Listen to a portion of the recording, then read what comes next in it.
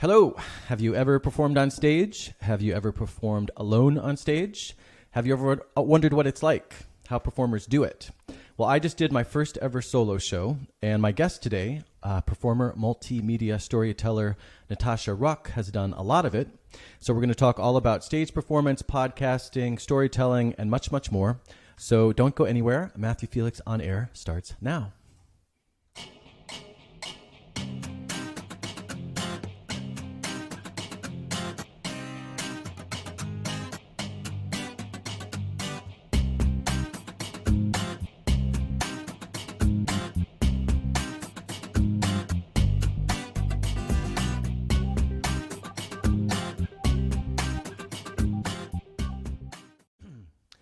Welcome to Matthew Felix on Air, people who create, people who make a difference, coming to you from Wordspace Studios in San Francisco, California.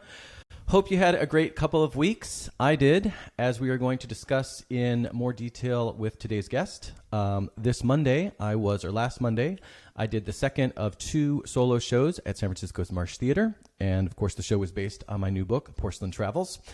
That was here again in San Francisco at the Marsh Theater, and just like the first time, I was a little nervous, but again, I'd already done it once, so I wasn't quite as nervous as the first time, and I think it went pretty well. And like I said, my guest, or I haven't said this yet, but my guest today, Natacha, was at that show, so I will put her on the spot later, and she can tell us how it went from the perspective of someone who was actually in the audience. So like I said, we'll totally put her on the spot. But lots more going on related to my book, Porcelain Travels. A week ago yesterday, I had the honor and unexpected privilege of sitting down with Peter Greenberg, who is CBS News travel editor. And I sat down with him for an upcoming episode of his Eye on Travel radio program. We talked all about my book, Porcelain Travels. And we traded bathroom stories from our respective travels. So it was a lot of fun. And like I said, an honor to get to talk with Peter and be on his show. And I think that's going to air nationwide on CBS Radio. I think they said April 13th, but I need to double check that. But yeah, like I said, I'm pretty sure that's April 13th, Eye on Travel, but I'll let you know next week for sure. Speaking of radio, next week, April 7th at 3:35 Pacific, I'll be live on the Travel Guys radio show, and that show is hosted by Mark Hoffman and Tom Romano. And it airs on KFBK AM 1530 and News Talk 93.1, Sacramento, California. It also streams live, of course, around the world on kfbk.com. So please tune in to the Travel Guys next Sunday, where I'll have a brief chat with both the Travel Guys, Mark and Tom, about Porcelain Travels. In other news, in just over a week from now, I will be headed to Paris for about a month, and I could hardly be more excited to get back to someplace I've lived and spent a lot of time visiting, but haven't been to for a few years now. And I'm so excited to have a reason to get back and an excuse to get to spend, like I said, basically almost a whole month there. The impetus for my trip was the invitation I got from writer, filmmaker, and Litwings founder Erin Byrne to present at her Litwings Paris event, which is on April 11th.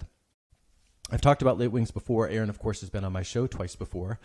And but just to refresh those of you who have heard me talk about it before, those of you to whom Litwings might be new, basically what it is each Litwings has one writer, one filmmaker, and one photographer, and they talk about their processes and whatever projects they might be working on at the moment. And so when Erin asked me to be her writer in Paris, I didn't really have to give it much thought. But the other people who will be at the Paris event include Ernest White II, and he is host of the travel documentary series Fly Brother, which has just been greenlit by PBS to debut nationwide later this year. So that'll be interesting to hear him talk about the new series. Also, award-winning photographer and writer Lorna Merch will be on, and she, of course, has been on my show before, and she was just here in San Francisco, but she's going to be coming from Copenhagen to Paris for the event. So excited to see her again. And then Tony Alberto Rigatini, who is a poet, playwright, and screenwriter, as well as host of Spoken Word Paris. So, if you happen to find yourself in the City of Lights on April 11th, please stop by. Speaking of Paris, I will be doing this show while I'm there, and that's another thing that I was hard at work on this week, was lining up my guests for the shows I'll be doing when I'm in Paris. They will not be live due to technical limitations of my laptop that I will be taking with me, which is all I'll be using.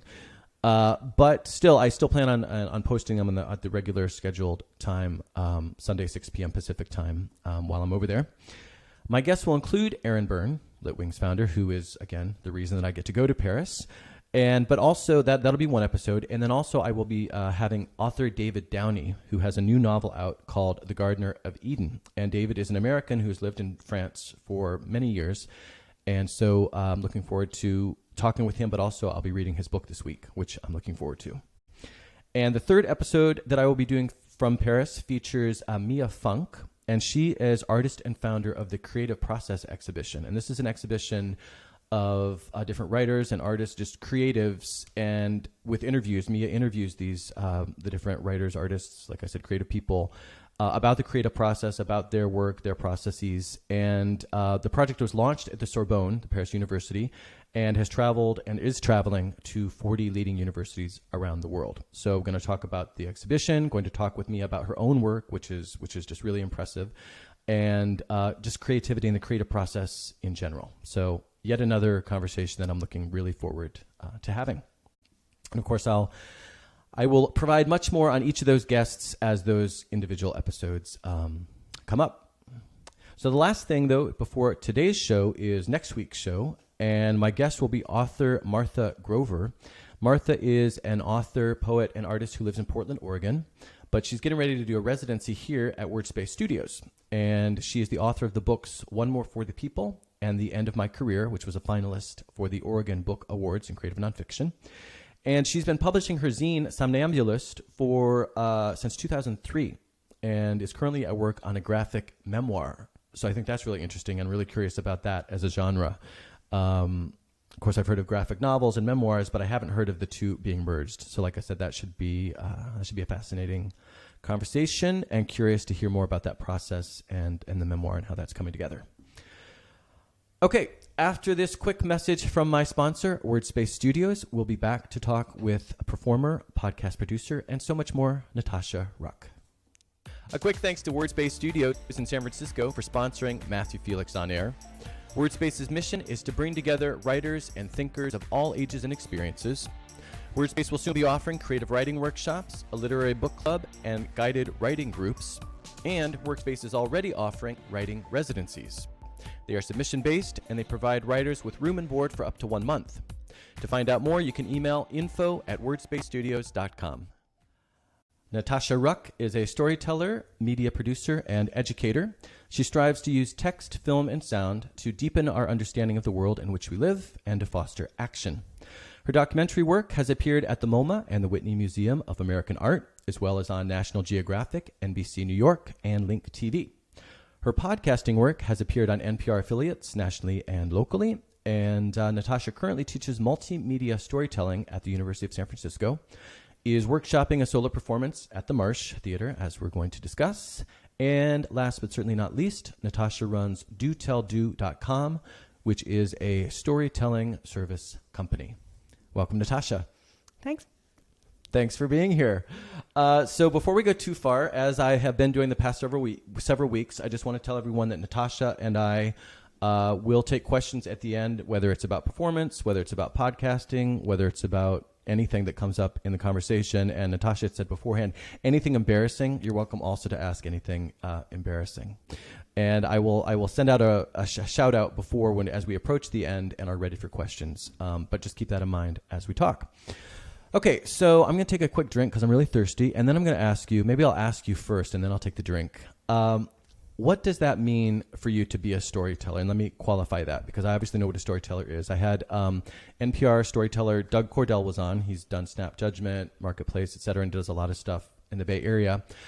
And with Doug, we talked about, contemporary storytelling. We talked about Moroccan storytelling. We talked about how organizations are starting to bring storytelling into the workplace.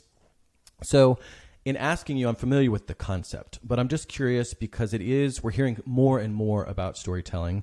It's the first word you used in your bio, and I'm seeing it come up in other bios, particularly as I do this show and look at people that I might have on. So given all that, I'm just curious what being a storyteller, what that all means to you. Yeah, it's really, it's a powerful word. And it's interesting because when I discovered it, it was in English. There is no French word for storyteller. There's not one word. We could be a raconteur d'histoire, raconteur, yeah. or you can, but there is a tradition of storytelling that is completely different in the U.S. than it is in France, and I find it fascinating. And it's like you find these things that you're yourself doing, and you find yourself being alone doing it, and then suddenly you enter into a space and you discover there's a whole bunch of people that are doing the same thing that you've been doing in your kitchen or in your weird closet when so you're recording yourself. And so the word oral storytelling is a very powerful, very deep embedded practice that most people have. And when I teach, I really want to help people tap into this, because we are all storytellers, and this is how we perceive the world. This is how we understand the world. We're constantly seeking for causality and these links that help us understand what is happening through the lens of a character who pursues an action. And so that is part of how I see myself as a storyteller, which is someone who becomes aware of these stories we tell ourselves. And some of them are empowering, and some of them might be harder on ourselves. But just be aware of the stories and kind of understand how they work, how they function, and how to use them to create a better world. And at what point did you realize that you were in your kitchen or in your closet recording the stories, that this was something more than just an interest? This was something that you wanted to do and sort of make a big part of what you're doing with your life? It's interesting. I think it's something that I've always wanted to do and I've always done. From when I was a little child, I would always be like trying to find stories and tell stories, and I would be fascinated by dinosaurs, and we would role play being dinosaurs in the courtyards of the schools, and so it's something that's always been there. And when I would be bored, I would always be thinking about characters that would be going on a quest or doing something, or I would be looking at a film or a movie, and then I would try to understand what's happening next and guess it. I'm terrible at guessing what happens in movies. I just do it constantly. And when I went to France, I went to business school. Oh, really? And, yeah. Okay, interesting. I have a French MBA. Oh, you do? Okay. Yeah, which is not the same as an American one, but it's business, it's marketing. Yeah. There's a lot of storytelling in the business world. Yeah. But then I graduated, and I started to work, and I wanted to work in film, and I worked in distribution of movies. And I was like, what am I doing? I don't want to be selling the movies. I want to be making the movies. Mm-hmm. And so I hopped on a plane, and I came to the U.S., where it seemed like it was feasible to be working on movies. And I did. You did work on movies? Yeah. Okay. Because that sounds like a whole other show, so I'd be curious about your work in movies. But before we go in that direction, I want to stay kind of here in this sort of foundational subjects that I'm curious about, and then we're going to branch out into some more specific stuff. But, I just said in your bio that you teach multimedia storytelling. So again, sort of in this vein of storytelling in general, can you help those of us who might not know exactly, because I know multimedia and I know storytelling, but I'm just curious specifically, what does that mean? You teach multimedia. Are we talking about podcasts? Is it still part of cinema? Where's the overlap? Where's the difference? Kind of how do we define multimedia storytelling? I think that there's different ways to define it, but the way I teach it is I have it's a semester-based class, and I teach students how to really it's a 101 class, so it's a beginner's class, mm-hmm. and it's how to begin seeing and hearing stories around you, and then turning it into 3 different platforms. I have them mm-hmm. write, and then I have them tell stories using the power of oral storytelling and the structure to basically tap into what are the stories they want to tell. And then we find ways to tell them in audio. So they produced an audio storytelling, which is a podcast format, mm-hmm. and try to understand how the brain works differently when they're hearing a story as to when they're seeing it.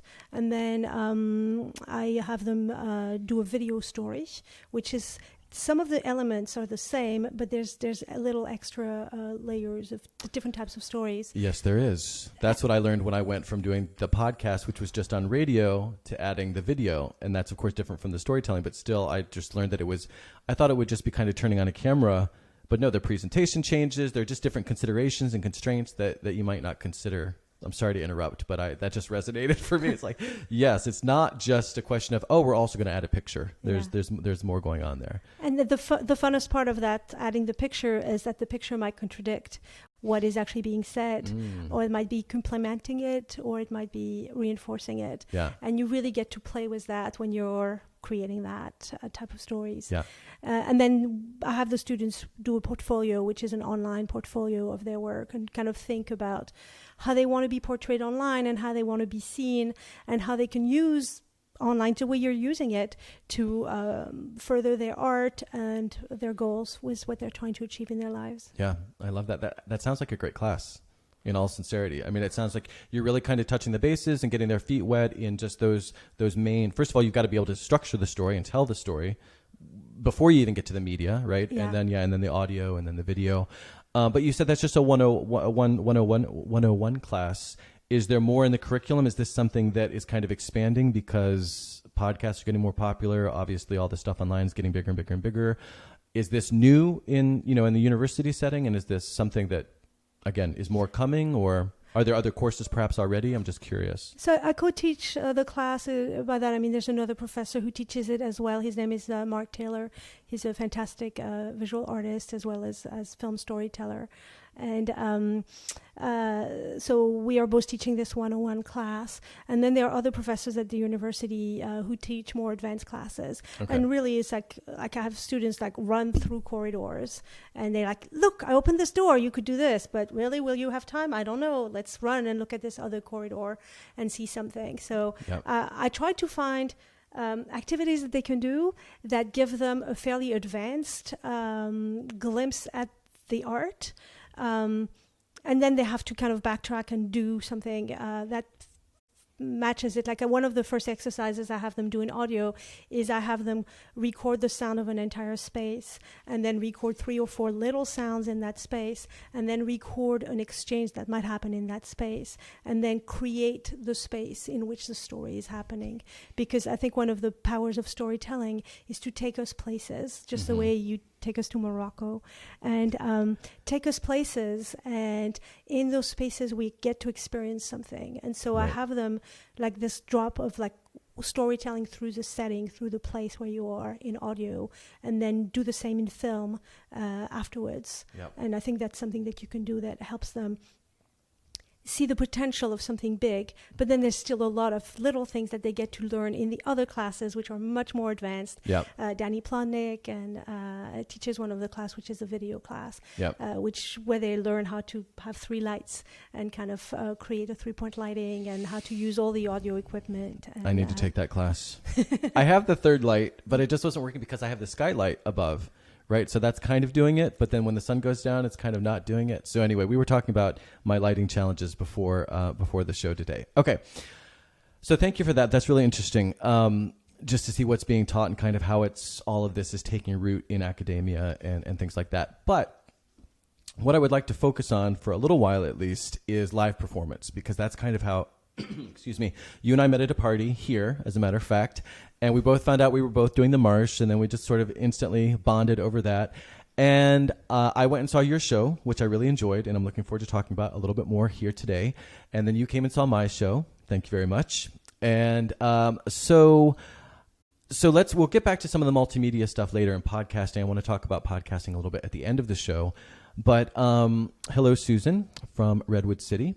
But let's talk about live performance. Like I said, that's what we both just did. You've done it at least 3 times this month. You performed. Yeah, this was an action-packed month. I performed 3 times and 2 different shows. Yeah, and 2 different shows, which we're going to talk about. That's a question I have because I wasn't doing 3 shows. Don't do it. No, I was surprised when I saw that you were doing that. Okay. But let's just, again, talk about some basics here. So we talked about how you got into storytelling, how it's always resonated sort of from day one. It doesn't sound like there was epiphany. It sounds like you just always had this sort of interest in storytelling. in different forms. But how and why did you take that and decide, oh, I want to be on stage and I want to be doing my own shows? It's really interesting. It's like it's a mix of the art that you see. So you see performers and you're inspired. So I was producing a podcast and telling stories in audio form, and then I saw Ira Glass and Jada Boomrob and Robert Krollich from Radiolab, and they were experimenting with telling the story through audio recordings on stage. Mm-hmm. And I was like, oh, that sounds like I have some material that would be good for that. And when you create, when you're a writer, when you're a podcaster, it's fairly lonely, in the sense that you're trying to figure out how something is going to appear in an audience's mind, but you're just guessing. And so I started, and I took a class at the Marsh with David Ford to see what it would be like. I was also interested about it as a teacher to hear the feedback, the type of feedback that someone would give for that. Yeah. And I had material from a memoir that I'd been working with one of your previous guests, Nona Kaspers. Last week's guest, I think, or 2 weeks ago, my last guest. Yeah, 2 weeks ago. Yes. Hello, Nona. If you're watching, I loved having Nona on the show. She was amazing. And I'm jealous that you got to work with her. Yeah. Yeah. I really am very lucky. And I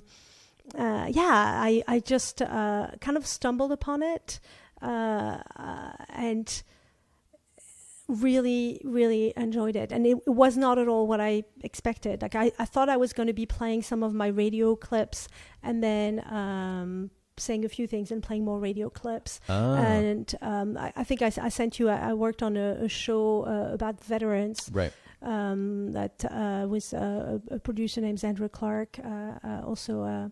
And we turned that show into a stage event, and it was really very powerful. Mm-hmm. And that's part of what we did. Was some of it was stage and some of it was clips. And I really enjoyed doing that. And so I expected to do something similar, but now I'm doing a full-on performance where instead of playing the audio clip of the characters or the music that I recorded, I'm actually singing and performing the characters and acting like someone else. Surprise. Big surprise. Yeah.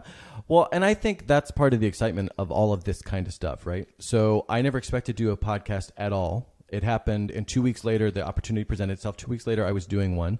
Never expected then to go to video. Never expected to be doing my own stage show.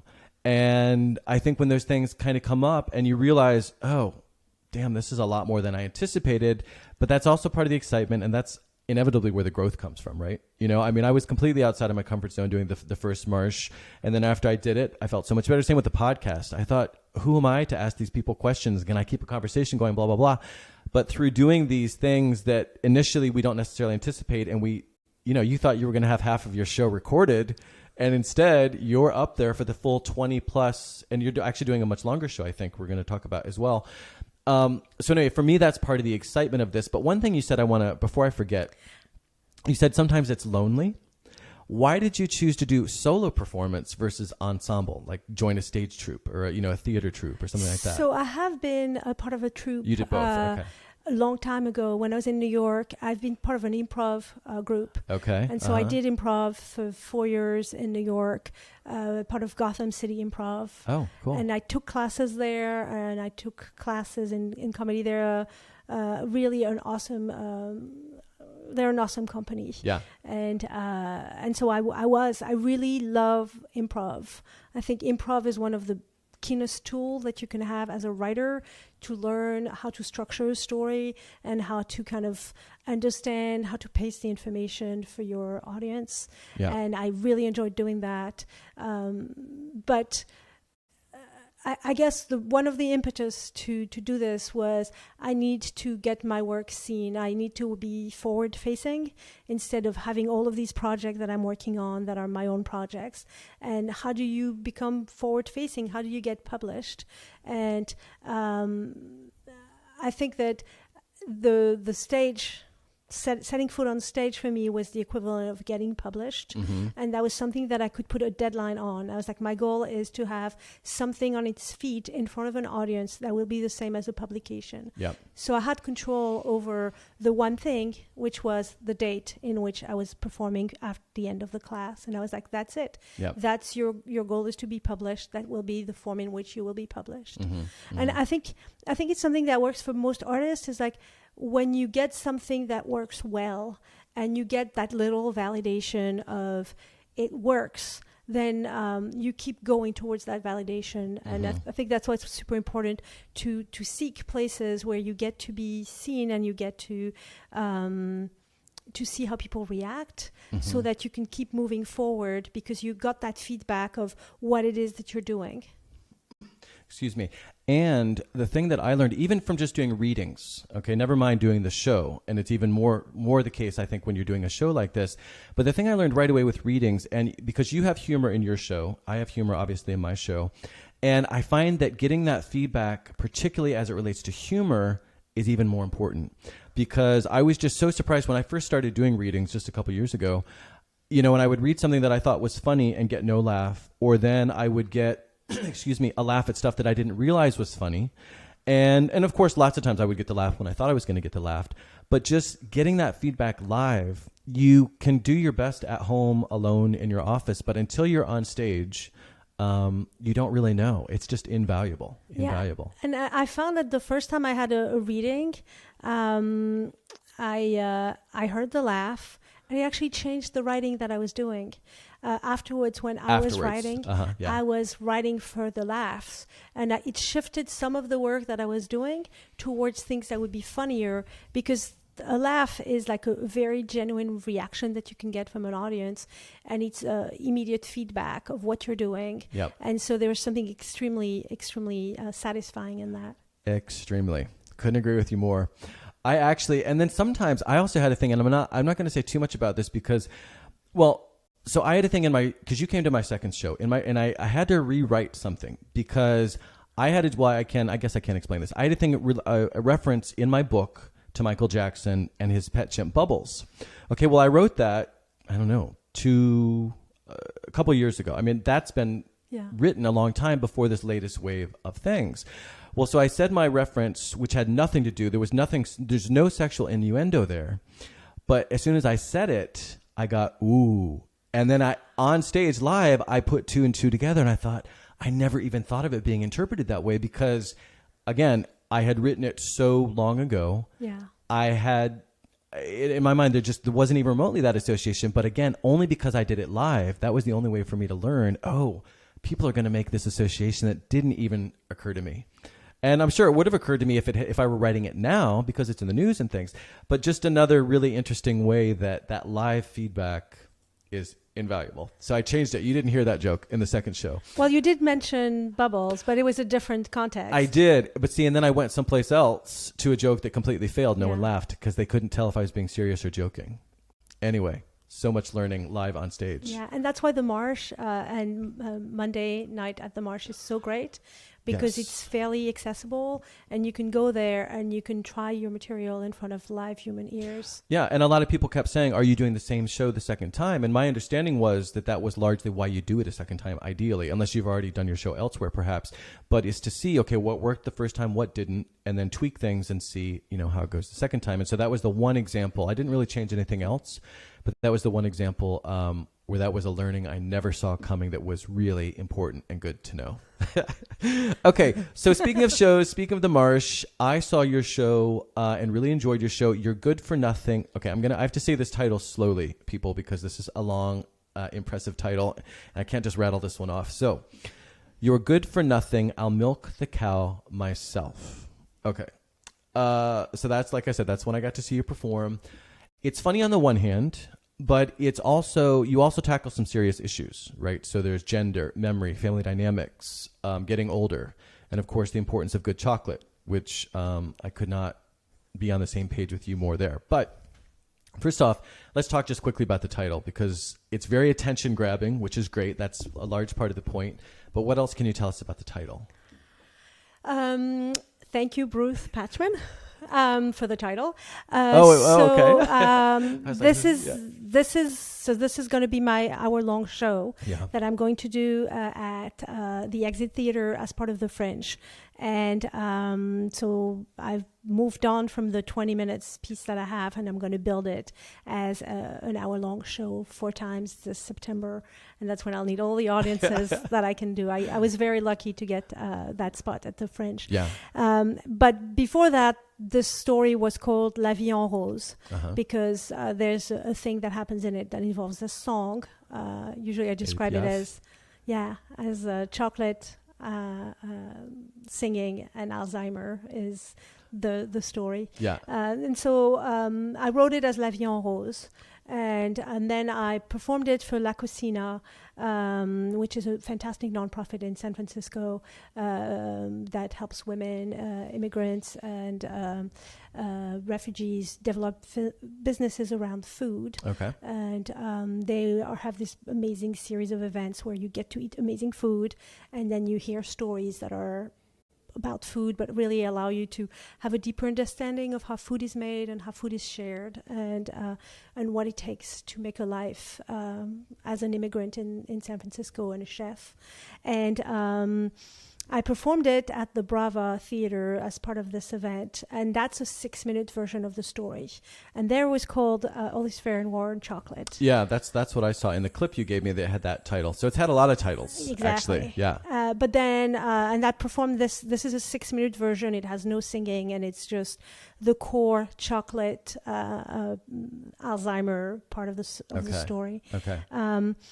But then I got a spot at the Works Theater, Stageworks. Yep. And Bruce was basically telling us, well, the title, you should have a title that sounds like something else.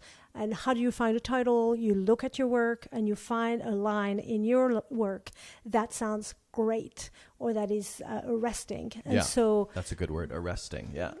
And so I read my piece and I looked at all the lines that I really liked, and I was like, oh, I could call this it involves a lot of lying, which is another line that I have in the piece that I like a lot. But that line, "You're good for nothing, I'll milk the cow myself," is one of the strongest, funniest line I have. And it kind of encapsulates some of the madness that happens when time runs out, and kind of becomes this complicated thing that you have to deal with. Yeah, I think it's a great title. So I think third time's the charm. And so before we go much further, we have a clip of your performance, and it's just about a 60-second clip. And I'm just going to set this up. This is, so you're 13, it's your 13th birthday, you're visiting your grandma, and there's a box of chocolates that you were hoping was for you for your birthday. It's sitting on the windowsill. Your grandma's not giving you these chocolates. And so you finally decide to ask her. You're getting ready to leave. You finally decide to ask her, what the deal is with the chocolates. And I think that's it. Yeah, I think that's the setup. So here is a quick look of Natacha performing. Tell me the title again. I scrolled past my notes. You're good for nothing, I'll milk the cow myself. That's right. Here we go. Meme, what's that box on the windowsill? Oh, that's a little something for your cousin Anthony. Watch her face, and she's smiling. I know she has bought the chocolate for this moment. She knows I know. That makes her smile some more. I come home upset, so that night my father calls his mom, and I eavesdrop on the phone. Really? On her birthday? Really?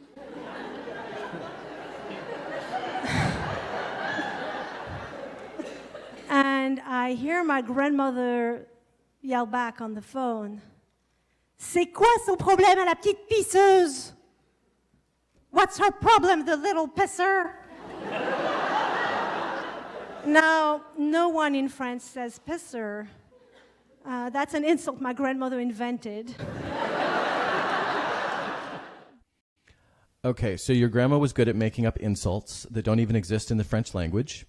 And we've kind of alluded now, but can you just give us a quick synopsis of the plot? Because like I said, we've kind of come at it from a whole bunch of different angles, but we haven't really said what it's about necessarily, other than chocolate and your grandma and some dementia or Alzheimer's. But for those, can you just give us a quick synopsis and tell us also why you chose this story as the one that you wanted to bring? It's going to be your first full-length performance, I think, right? So why did you choose this one out of all the stories you could have told also? It's a strange thing. It's just like, you push a door and that door opens and you just keep going. I don't think that would be the story I would choose to tell. It's a fraught story. It's a story of a war that's kind of several generations of war between my mom, my grandma, and I guess me. And really kind of where do you find yourself when with the passage of time, and how things change, people age, you grow up, and how do you reconcile yourself with things that have happened to you, and how do you come to understand others as people who are actors in their own stories and not just like background characters in yours, and how can you find a certain power in seeing them as real people. And so this is, I guess, for me, this is a story, is an act of empathy towards moving away from me as the main character and towards understanding my grandmother as a character herself. Mm-hmm. This isn't the story that I would really want to tell, I think. But you mean if you were to choose one today? If I were to decide, like, what story do I want to tell? Yeah. But I think that a lot of the work happens like that. It's just you start working, you start writing, and then things kind of fall into place in a way that you haven't fully controlled or chosen. Yep. But it happened. I get it. No, I mean, I've said with 2 of the 3 books that I've written, that's kind of how it happened, particularly with this last one, with the Porcelain Travels book. I sat on half of the stories for 10 years because I didn't want to be known as the bathroom guy.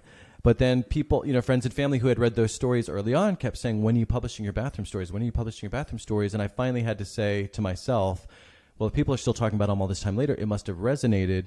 And again, that door just kind of came open, and I could have sort of slammed it shut, but it was really, I was trying to figure out what my next project was. It just kind of naturally, organically happened, and I just went with it. And I realized, in the 10 years that have intervened, I have a whole bunch more stories. So this really makes sense, even though I was never planning. And I say that at the beginning of the show, I was never planning on turning those stories into a book, but I'm glad they did. And I'm sure you're glad that this is, even if it's not what you would have intellectually chosen, I mean, you're obviously throwing yourself, full into it, and I'm getting a lot out of it, as is the audience. So yeah, go. Yeah. And I love that you say throwing yourself full into it, because I love that's also what you're doing.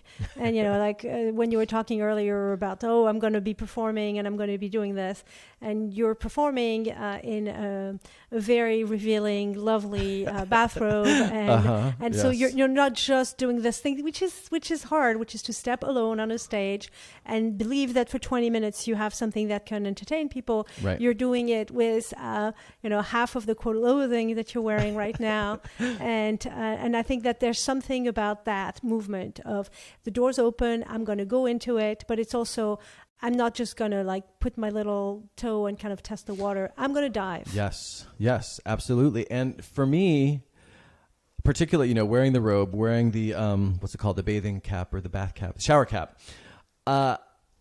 And even just telling these stories, because I don't get graphic, but I am explicit in these stories about some of the things that happen that are really embarrassing. Yeah. And a couple of the stories I looked at before I published them, and I said, to myself, this is revealing more about myself than I necessarily want to share. And I don't even mean just in a biological process sense. I mean, just in situations I'm willing to put up with and different things. And then, so for me, a lot of this became, as is so much of whatever we're doing, putting out there.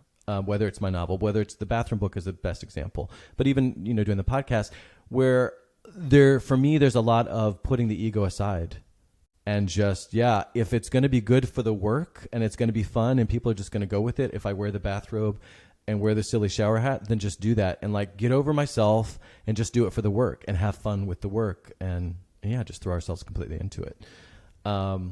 I had other ideas for having a bathtub on, speaking of getting into it, of having a bathtub on stage and that kind of stuff. But That was a little more, I think, than I could handle technically at the Marsh, but maybe if I do my own longer version of this, maybe we'll figure something like that out. But speaking of humor, and again, because you bring a lot of humor into your piece, but it's also very serious at points. You're also talking about some of these other themes that I just mentioned that are very serious. Alzheimer's, I mean, it doesn't get much more serious. So was it challenging for you to balance the humor and the serious aspects, and if how did that happen? So I approach the work as I'm doing it as it's an audience-oriented experience. So I want the people in the room to experience something, and I basically, like, there's something cathartic about it. There's something about moving from one emotion to another, and I think both the pieces that I have really have this kind of evolution of different notes that are being hit, and there's some very, very funny things. There's some very dark things, and a lot of my humor is like finding the humor in these dark moments, because this is what we do, and then there's a certain amount of emotion but complexity, and I think I really like to play with this format because it creates moments in time when something happens on stage in front of you, and you're kind of left to be the interpreter of it, and you're left with the resonance of what happened at the beginning and your own emotions and how you maybe rooted for one character, and then you changed your perception of what was going on as it happened. And there's really, so it's humor, but it's also a whole package of an experience of moments in life. Mm-hmm. And so I think what I'm hearing is you didn't consciously try to plan the humor versus the serious. You just kind of went with it. And because it is a reflection of life, both elements just work themselves in. Am I oversimplifying? Is that probably a little bit, because it's a very, like, the piece that you saw is a piece that I worked on for a very long time, and it existed first as a written format, as a memoir piece that I worked on with Nona Kaspers, and also Dana Kletter is another author who read some of the work that I did and gave me feedback, and it's really this kind of so I know the beats of the story. I know the things that happen. I've lived through them. And there's these things that have astounded me. There's the moment when I'm with my grandmother and I found myself being furious that she's being given bad chocolate. Yeah. And that is a moment that even when I was living it, I found hilarious, even though I was angry. Right. And it was just like such one of those little, Nona Kaspers would talk about those little moments where you see something that's happening and you notice yourself and you see yourself doing something weird, something that surprises you. And so I know these moments were there. And I have this specific piece. I have issues when I perform it because I find it hilarious. And the version that I performed, the longer one, I sing in it. And I don't want people to feel sorry about me as a little Natacha, 13 years old, with her grandmother who's not giving her chocolate. Right? There's something really funny about being 13 and really wanting chocolate and being in that room with someone who has that chocolate, knows you want it, and is taking gleeful pleasure at withholding it. Yeah. But every other time I perform it, the audience feels so sorry for me. And the Bravo one that you played, the audience was laughing from the very first moment, and all the moments of cruelty were funny. Yeah, yeah. And the show that you saw, the audience, I felt them. They were with me all along, but I don't think they thought it was funny. I think they really cared and they wanted to care for me, and I don't want that. I'll take it. I'm happy and I'm grateful for it. But I'm like, okay, what is the thing that I do? Because it's the same text. Yeah. What is the thing that I do as a performer, or is it something that's happening unique in the moment that turns something from poignant too funny? Yeah. No, and so these are a couple questions we were gonna get to later, but since you brought them up, I definitely want to talk about these. So a couple things. One is we talked about this off before, I can't remember when but before the show or another time, maybe after your show that night, I can't remember when, but just this, just exactly what you just got done saying is that the same exact text can produce, and a different audience can interpret those things very differently. And so then how do we as the presenters, as the people who are, the actors or whatever, the storytellers, you have to look at, okay, well, what was it that I'm doing differently in these times? Or I'm wondering sometimes too if it's just the audience. Maybe it's not necessarily us, because so I've only done this twice now since high school, and I've only done this solo stuff once or twice at the Marsh. But as soon as I walked out the second time for my second show, I felt immediately as if I'd almost hit some sort of wall. Like this was an audience that was not just intuitively, but I felt it, and I wasn't expecting it. I wouldn't have even known to imagine it, that this was an audience that was going to be harder to win over. I didn't feel like the sort of open arms that I felt the first time. Now, very quickly, the audience started laughing, and we got into a rhythm, and I felt like I connected with them. But it was interesting. I was shocked for a second, again, not having much experience doing this, at how different just energetically that audience felt when I walked out there. So then when you bring up this fact of just saying certain things and getting different reactions, very different reactions, then some of it, I'm sure, is the storyteller. But I wonder how much is also that there's something about, and you always hear, if you go see a band play, right? Sometimes they'll say, you've been a great audience. And I've always just kind of brushed that off and assumed they're just being nice. But now I get audiences really are different. So any thoughts on maybe the audience playing a role there? And maybe it's, what are your thoughts? Because again, you've done this more than I have. The nature of this work is that thing that you felt when you had that connection with the audience, and that is what we're doing. It's like clay, if I dare say so. I think you do say so in a different piece, exactly, right? Yeah. Uh-huh. But it's like you're kind of molding something that is shared between you and the audience, and it's much more.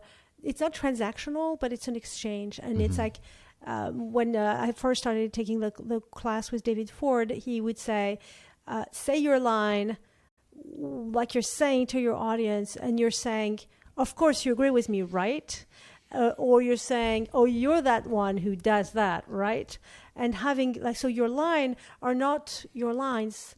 They're part of a dialogue that you're having with the audience. Mm-hmm. And so you have to have that dialogue with the audience. You have to have that ability to sense them and to sense where they are so that you can meet them and that you can serve the story in a way that is the best way to kind of serve it. And I guess you have experience from being on stage as a younger person, and so you can feel it amazingly, like as soon as you stepped in. Yeah. What did you do when you started the theater when you were younger? Well, in sixth grade, I was in a musical, and then in high school, I was in the musicals and the normal plays, and just yeah. Yeah, it must be an interesting thing to have had that. I think it helped. It definitely helped, and I sang a lot growing up, and so I know to breathe from the diaphragm and how to project and all that kind of stuff. I had, so that was one huge advantage for me going in, never having done this before. This specific sort of storytelling, never been on stage by myself in this sort of way. Nonetheless, I did have the acting experience, even if it was 30 years ago, the acting experience, knowing how to, again, project, sing, use my voice, my gestures. I talk with my hands anyway. So all of the kind of basics I had, but still I had to turn it into something. Yeah, but it's interesting. It's like, because when you talk to a non-performer, which I have been for a lot of my life, I am not a performer. I'm a writer who has found a door, pushed it, and is walking further. It's like a non-performer is going to say, how do you memorize your lines? And it's going to be like thinking about these like technical things. Practical, even the diaphragm, like how do you project? Yeah. But the thing is, it's the craft comes from a different place. And that's the place that I'm trying to learn to really inhabit. The craft comes from being in touch with your emotion while you are telling the story, and being able to envision the story that you're telling and be in that moment of the story. Inhabit it on stage. In front of the audience, so that they are with you inside that moment. So you're it's like Stephen King says, like writing is telepathy. You write something and you make people think it. And I think like being a stage performer, it's much more like teletransportation. And so you're taking people with you, time traveling with you in those moments. Yes. And it's like a lot of the lines that David Ford gives me is like, what is the person seeing? How are they seeing it? How's their backs feeling? How do they think about people seeing them in that space? And so I do characters, and I am a narrator. And so as a narrator, I am in that moment with my audience and trying to go like, you're with me, right? Right. We're doing this together. Right. But then when I'm performing my characters, I am the characters. And what I'm seeing or supposedly seeing on stage is what that character would be seeing in that moment. Yes. And that's my way of creating that space. And that's the real craft of it. And everything else, they're tools, but the real craft of it is to be able to feel that reaction from the audience that you were feeling, and then create these entire like spaces and moments for them to join in and view. Yeah. Okay, 2 things. Actually, I have 20 things I can say. 2 things I want to say before I forget, because I'm having lots of things going off here. Is one, so at some point I found out about this phenomenon whereby, you may have heard this, and I don't know the name for it or whatever, but you know that if we watch someone take a drink of water, then we have the same physiological reaction as, right? So that's part of, I think, why theater and film and whatever, when we watch something, our brains don't necessarily know the difference that that's not quote unquote real, and it becomes our reality. So I just love that whole idea. 2 is, though, I was really thinking as you were talking about this idea of connecting with the audience and feeling that connection, one of the big revelations for me when I was performing was as soon as I walked out the first time, again, not having done theater and never having done this myself, I walked out not knowing what to expect. And for the first 60 seconds to 2 minutes, I was nervous and trying to make sure I was in control. And then all of a sudden I had this revelation where I felt the connection with the audience. And I was like, oh, I'm okay. I've got this, because we're interacting. And I had never felt that before. You know, before when I was younger, it was all just, God, you know, I hope I don't forget the lines. And it was all focused on that. And this time I thought that's what it was going to be about. I was still worried about remembering my lines and hoping it would all work out. But I got there and had this completely unexpected, just this wave. The audience is laughing. The lights weren't so bright I could see some of the people, which I thought would be distracting. But actually it helped confirm that I was connecting. And then after that, I was way more relaxed than I was those first couple of minutes. And then, of course, the second show was that much, I won't say easy, but easier relatively. But so one thing I want to do, I want to show quickly a clip from my show, and then while the clip is playing, I'm going to try to organize the 20 questions that I have that have just come out of our last couple minutes. Of course, I have my notes, so I'm going to choose something. But so the clip I'm going to show is, so for people who haven't watched or listened to the podcast before, those of you who have already know all this, I'll try to be brief. But my show is based on my new book, Porcelain Travels, which is humor, horror, and revelation in, on, and around toilets, tubs, and showers encountered on my travels. And so the clip that I'm going to show is just from the first story that I tell in the show. It's just this really quirky place that I've stayed in Barcelona, not once, but twice. I don't admit to that in the show. But I actually love this place, even though it's super quirky. So let me just show you this quick, I think it's just like 90-second clip from my show, Porcelain Travels at the Marsh.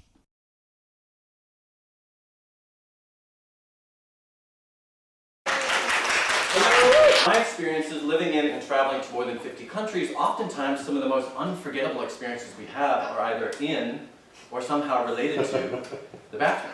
In fact, I've had so many unforgettable experiences in, on, and around toilets, tubs, and showers that my new book, Porcelain Travels, is all about. Like the place I stayed in Barcelona. A little refuge high in the sky, even calling it a studio was a bit of an exaggeration. For my needs, however, it could not have been more perfect. The tiny space was just big enough for a full-size futon. There wasn't room for any other furniture. A couple of feet from the futon, there was a fireplace covered in smooth whitewash. To the left of the fireplace was the kitchen, or rather a hot plate and a sink and the toilet. Now, European kitchens often have washing machines, but I'd never seen one with a toilet before. Keeping an open mind, however, I immediately saw the advantages. I could snack while relieving myself. If I wanted to, in fact, there was nothing to stop me from having a full meal. The mini fridge was just an arm's length in front of the commode. Scarcely moving a muscle, I could complete the entire digestive process for days at a time. Seriously, no need to go anywhere as long as that mini fridge was full. The implications for my productivity were staggering. Thank you very much. So that clip was from one of 5 stories that are in my show. And so for me, the challenge was, adapting a book. It was great because the book already existed, but there are 25 stories in the book. And so I had to choose which stories, and then how could I take excerpts out of those stories that without the further the complete context of the full story, and still have those tidbits, be able to stand on their own. And then how do I string all that together? Which I think I did okay, but so how do you, because again, structure, so speaking of structure, you jump around in time, you don't jump around, but you jump ahead in time, and you really do cover a lot of ground in these relationships in your show. So what are your thoughts on, just some brief thoughts on how you structure, especially something like that? So it's really interesting for this piece because I have a 6-minute version of it.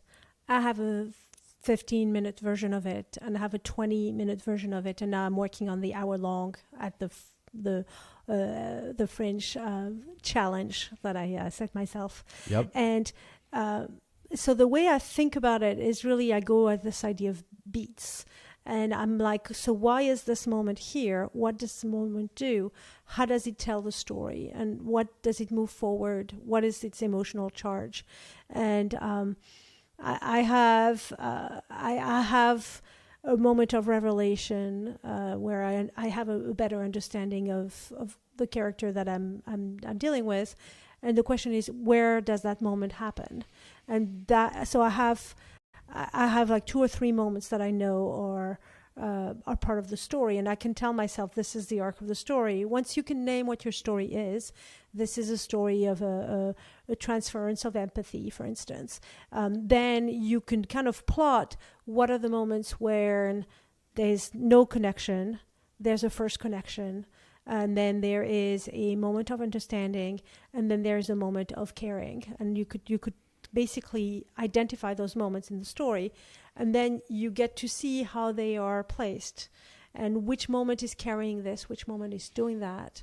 So in the story specifically, I have all of these moments are weighted down by vivid, concrete sensory things that have happened in specific moments in time. And these things are linked with chocolate and with singing. Great links. And that's the thing, is like, I could tell the story with just the chocolate and having the chocolate carrying these emotional moments, or I can have it with the singing, or I could have it with the singing and the chocolate, which is the longer version. And so that is the structure, is like having the intention of what's happening, and kind of having an ability to name it. And it takes a while to be able to name it. Mm-hmm. And sometimes someone else is going to name it for you. David Ford is pretty amazing for that. And so structurally, I know that as a character, my action is going to hit those moments. My emotion is going to hit these moments.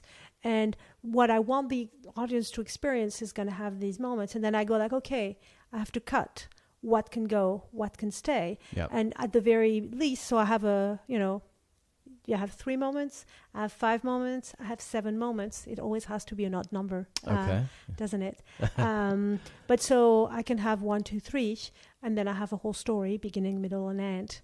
But I could have my 5 or my 7, and so I try to look at it as a modular thing, and you take the whole thing and you take it out, and then you look at it without the whole thing. It's like, does it still work? Mm-hmm. And okay, it works, but I need to add a little bit of something that maybe happened somewhere else, and I kind of like put it back in. And am I okay with doing this? And if I am, then is it being truthful to what happened and to what I experienced and to what I remember? And if that works, then the structure will stand. Yep. Okay, in the interest of time, because we've already been talking for an hour, and I have lots more to talk about, but I really want to talk just quickly, again, in the interest of time, but I don't want to not talk about this. So Interpret This, which is the other show that you're doing because again, one show in 1 month wasn't enough. You had to do 2 and perform them a total of 3 times. But just tell us really quickly the concept behind Interpret This. And I have to say that I read the script, or at least an excerpt from the script. Thank you for sharing that. And I laughed out loud repeatedly. But I was also uncomfortable at times. So again, we have this theme of having both sides of the coin, if you will. And I loved the ending. Absolutely loved the ending. So can you just tell people who aren't familiar with it, obviously, just really quickly a high-level plot summary of that piece? So I work as an interpreter. It's actually like the best performances I've had were as an interpreter on stage, and it's improvised, right? Someone's saying something, you're repeating what they're saying, right, and trying to say it how they said it with their voice and their intonation, translating from French to English and English to French, back and forth and back and forth. And so I probably have an hour's worth of material of different moments when I have had the incredible privilege to be in the room with amazing filmmakers, French filmmakers, and discovered something, and something happens. And it's me in the background and the amazing filmmaker and oftentimes an amazing journalist having a conversation, and I get to be kind of the conduit through which their conversation is happening. Mm-hmm. And this specific one is a moment that where I'm basically in the middle of an older gentleman who's a fantastic filmmaker, meets a very young, attractive journalist. And there's a moment that's not fully appropriate that happens between them, which is pretty mild. But it's basically a moment when I am translating things that are not non-sexual, right, and that are being said, and I have to make a decision as to what am I doing in between these two people, yeah, and how do I handle myself, yeah, when someone is being, bordering on harassment, basically. But it's bordering. On, yeah. It's bordering, yeah. But it's not like, it's the French way. It's French harassment. Okay, so one thing that was interesting to me is, and I just said we're short on time, so I shouldn't even ask this question, but I'm just so curious, I'm going to ask it anyway. You used the director's real name in the piece. You didn't have any concerns about that? You haven't heard from his people? There's been no lawsuit that shows up on your door? I mean, again, he didn't actually sexually harass, so in that sense, maybe it's fine. But I was surprised when I saw the real name of the actor or the director. I mean, it was a public event. It was a live event. Yeah. The interview is actually online and filmed, and yeah. And it really, there's something about it is quite innocent, but also terribly devious because it is quite innocent. And it's part of what I lived through this moment. And that's one of the things, the gift that David Ford gave me when he was listening to the pieces. What is this piece about? And this piece is not about this fantastic director. No. It's about me. And it's about my complicity. And thinking in the moment and making some really tough calls in the moment and getting very creative in the moment. Yes, but it's also like this is a moment where there's a certain blindness that I had also in that moment. And that it's about that blindness. Mm-hmm. And I don't know how you read the last line, but I see it as a judgment on myself as well as the audience. And I don't know that it filters out. But basically, I think I get away with it because I don't think he would mind. Mm-hmm. I don't think I'm portraying him in a bad light, and I think this is something that he does repeatedly, and that is how he interacts. And I had a lot of pleasure performing him on stage, especially this time around. I did him, and I really kind of get into that groove of who he is as a person, who is a star maker, and who meets young women and has this thing that he wants to see happening, and which is something that has happened and has happened and has happened, and he wants it, and he's testing the water to see if it will happen. And everyone was very happy with that strange moment. Everyone was very complicitous in that strange moment. Okay, well, I look forward to seeing that one. Are you doing that one anytime again Yes, soon? I will do it in May, probably April 29th. I can't do it April 29th. You have to do it in May. I'll April be gone 30th. No, it has to be in May. Okay. We'll figure something out. Okay, yeah, you should be. At you the should Marsh, fix your schedule around my so my the travel Marsh, schedule. I will be performing Interpret This at the Marsh, April 29th or April 30th, depending on which day it happens. All right. So since I can't go, everyone else can go April 29th or 30th at the Marsh. Okay. So speaking of everyone else, if you have any questions about performance, about my performance, her performance in general, now would be the time to start queuing those up. I'm going to ask for questions shortly if anyone has any. But so speaking of performance in general, I got an email this week. Someone had seen my show, or at least a clip of my show. I don't know if they were actually saw the show. Actually, I don't think they saw the show. They saw a clip of the show, and they said, "Hey, your show has inspired me to take my own writings and turn them into a show. Do you have any which I was completely flattered and touched by, but do you have any recommendations of how to get started?" Right. And so my reaction was, resources, places. And my reaction was what we've already talked about, which is I really just kind of drew on my past and my existing book and brought them together. I don't know which groups, or I don't know, but I know that you're workshopping your show. So 2-part question. One is, what would you tell people in general who want to start getting into performance? 1, and then 2, presumably workshopping would be part of that. And what does workshopping entail? So that's a much bigger question. I mean, it depends what you're doing it and how you're doing it. The most basic level, just go to a karaoke bar and perform a song and see how it feels. I hadn't thought of that advice. Yeah. Pam Benjamin gave me that advice years and years ago. She's a part of Mutiny Radio here. And, look at small venues, open and read something that you've written, torture your friends and have them listen to you. But if you're serious about it and you want to play, there's really great classes in the Bay Area. The Marsh is great. There's a whole bunch of teachers there. There's also a class at Stageworks. I don't want to misspell her last name. Martha, I think, is the person who teaches it. It used to be taught by Kamal Bell. So this is a great class. And so there are classes where you can develop the material and get a feel for it. And I think these are great sources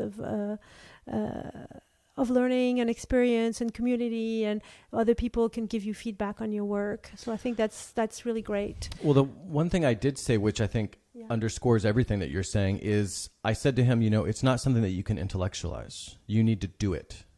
I mean, of course, there's plenty, you can intellectualize it in the background, all you want. But in order, like you said, the first thing you said was go do karaoke or go do read in front of your friends or you have to do it. Yeah. It's not just something you can think about or just visualize. And improv is fantastic. Yeah. And there's places in San Francisco where you can drop in improv. Oh, really? There's one at Fort Mason. Bay Area Theater? Not Bats. It's like Bats is great too. They're not drop in. They're not drop in, but there's Fort Mason has a drop in class. Cool. And I think there's another one at Stageworks as well. Mm-hmm. And just dabble. Just dabble and push the doors and see which one's going to open. Yep. And just have fun. Tell me a little bit more about, though, because I'm still curious about workshopping. So what in a workshop, are you basically working one-on-one with the workshopper or whatever? I don't know what the name of the person is that you're workshopping with, the coach, I guess, the acting coach or whatever it is. And you're just kind of going through it and he or she is just giving you feedback, or is it more structured? What does workshopping entail? So I can only talk about that in the context of the class I've been taking with David Ford, and I recommend him highly. And I guess I do that a little bit also in how I teach myself, but it's like there are moments in the creative process where a certain kind of feedback is helpful. And when you start on a piece, all you want to really hear is, hey, how did that feel? And that's one of the questions that David Ford asks. So how does it feel? And then you want to ask yourself, how does it feel? And kind of, oh, that felt good. That felt interesting. Oh, that felt tense.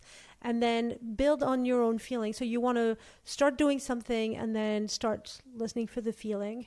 The classes that I'm taking, you're in the room with other storytellers. We're all kind of trying to develop our material. We bring in some raw things that we've written the night before. And you just perform it, and then you get a little bit of feedback from yourself, your classmates, and then your classmates, and of course David gives a lot of really interesting feedback. Sometimes the gift of this is about this is about complicity, and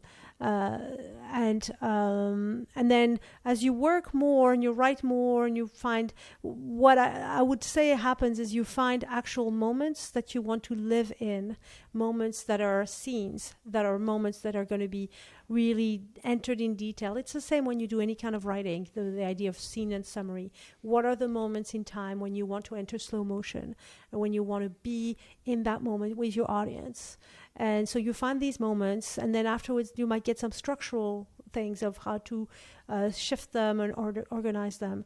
And then there's that moment where David is like, okay, your writer hat is coming off, and you are now going to be a performer. So stop trying to rewrite your piece, stop trying to fiddle with it.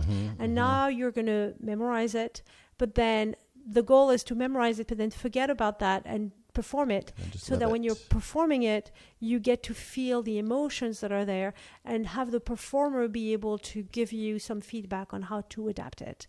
And so you have the writer, and then you have the structural engineer, and then you really just want to have your emotion machine feel what it is to tell it on stage in front of little audiences. Yep. And bigger and bigger and bigger audiences. Yes. Eventually we want to get to stadiums. How do you know No. How do you know when the story's ready, when the show is ready? I think you say like shows are never ready, they're just abandoned. So when I performed at the Brava piece that you played, that was my 6 minute. That was my first time actually performing the 6 minute version and just doing this. And I was okay. I don't know that I've memorized it. I don't know that I have it. But I'm about to step on the stage with this microphone, which was a new thing. I usually project or try to, but that wouldn't be possible for me in that space. And so I'm going to have a microphone, so I'm not going to be able to move. I'm just going to be like this. And what is going to happen? And I just said to myself, well, you're just going to go there and you're just going to tell the story to the people in front of you and enter that space. And that's how you know it's finished, is when you step off the stage and, And you just did it. And you went, Right. I did it. Okay, that's good. That works. Okay, so we are basically out of time. I really wanted to talk about podcasting as well, because you're a podcast producer, and I selfishly wanted to just get any information I could from you. We're not really going to be able to do that, so I'm going to have you on again to talk about that. But you do have, and we did mention that you had done, I just want to shout out the name of this, so you did do an award-winning Returning Home, which you produced for the Stanford Storytelling Project, and which won the Marine Corps Heritage Foundation's General Oliver P. Smith Award for local reporting. And that, again, is about 6 Stanford students and alumni who had come back from different wars, Afghanistan and Iraq. And I listened to a little bit of that in preparation for today, and it was really compelling, so check that out. But I did want to ask one little thing about podcasting, because you did say, because I asked you, beforehand when I was preparing for today, if you were working on any podcasting things, and you said you had a project you couldn't go into detail about, but that you did have sort of a request related to, right? So I wanted to make sure you had a chance to make that request. Yes. Yeah. I'm just looking for stories from French people. I know you're about to go to France. Yes. Maybe I'll bring some back for you. Exactly. So I'm looking for French storytellers who have stories that happen to them. It's a podcast I'm working on. It's not my own. I'm just an editor on it.